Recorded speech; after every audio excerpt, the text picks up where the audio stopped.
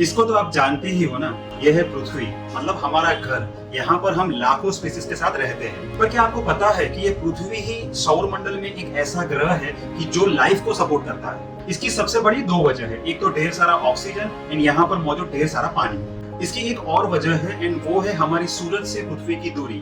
And यही दूरी की वजह से यहाँ पर ना ही ज्यादा गर्मी होती है एंड ना ही ज्यादा सर्दी। एंड यही एटमॉस्फेयर में लाखों करोड़ों जीव जंतु एंड हम जैसे ह्यूमन को ग्रो होने में कोई दिक्कत नहीं होती। लेकिन अब पृथ्वी पर हालात बदल रहे हैं एंड ये पृथ्वी दिन बर दिन अपना रूप चेंज कर रही है।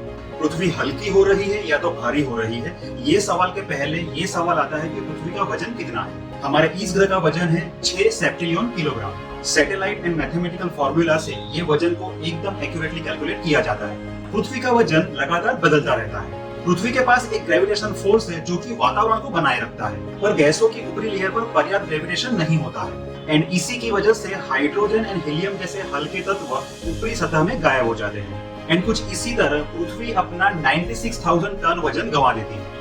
रेडियोथर्मिक क्षय भी ये पृथ्वी का वजन कम करते हैं। ये मैटर को एनर्जी में कन्वर्ट करते हैं एंड यही रेडिएशन के फॉर्म में अंतरिक्ष में चला जाता है। रेडियोथर्मिक क्षय की वजह से तकरीबन साल भर में पृथ्वी का 7 मेट्रिक टन वजन कम होता है। स्पेस ट्रैवल से भी पृथ्वी के वजन में कमी आती है।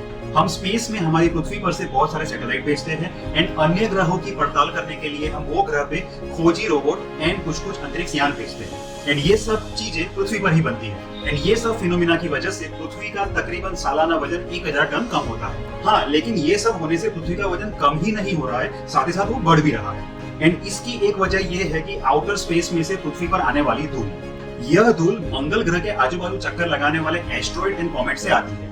कभी कभी ये धूल हम अपनी आंखों से भी देख सकते हैं, जैसे कि शूटिंग स्टार।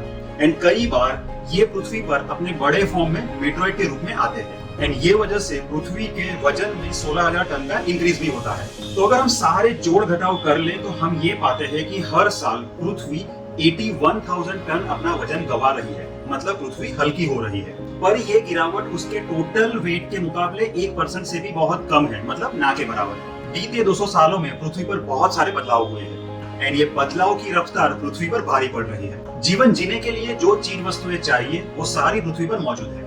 पृथ्वी का एनवायरनमेंट, पृथ्वी का क्लाइमेट एंड पृथ्वी का टेम्परेचर, ये सारी चीजें मिलकर एक ऐसा एटमॉस्फेयर क्रिएट करते हैं कि जहां असंख्य पेड़ पौधे, जीव जंतु एंड हम सब विकसित हो पाए।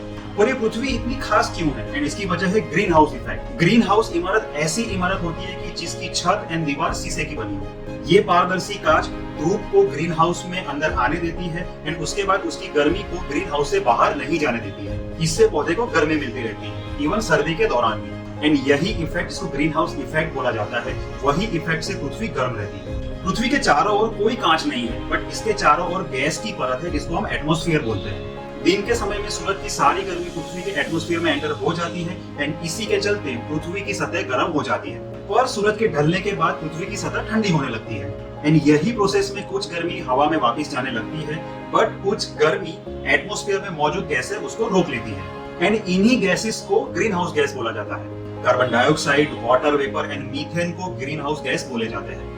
पृथ्वी पर ये ग्रीन हाउस गैसेस का संतुलन होना चाहिए, क्योंकि ये संतुलन की वजह से ही एक तापमान मेंटेन होता है एंड पृथ्वी पर जी रही जीव सृष्टि को फलने फूलने का मौका मिलता है। पर कुछ ह्यूमन एक्टिविटीज की वजह से ये संतुलन बिगड़ रहा है। पृथ्वी का नेचुरल ग्रीन हाउस इफेक्ट गड़बड़ा रहा है।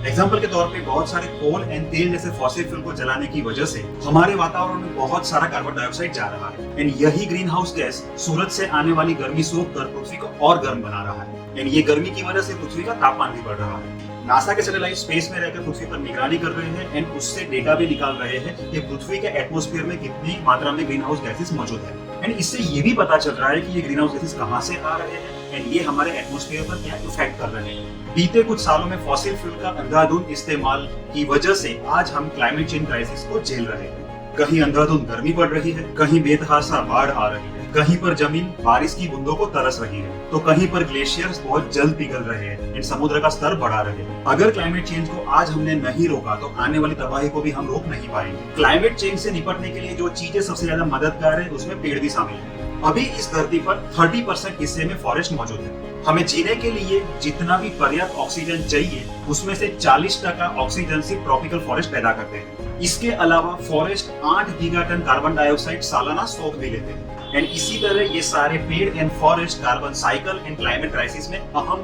भूमिका निभाते हैं। एंड इसीलिए पेड़ों को काटने से बचाना एंड नए पेड़ लगाना बहुत जरूरी है। तो फ्रेंड्स, आज के वीडियो में इतना ही। अगर आपको ये वीडियो अच्छा लगा है तो आप हमें ये जरूर बताइएगा।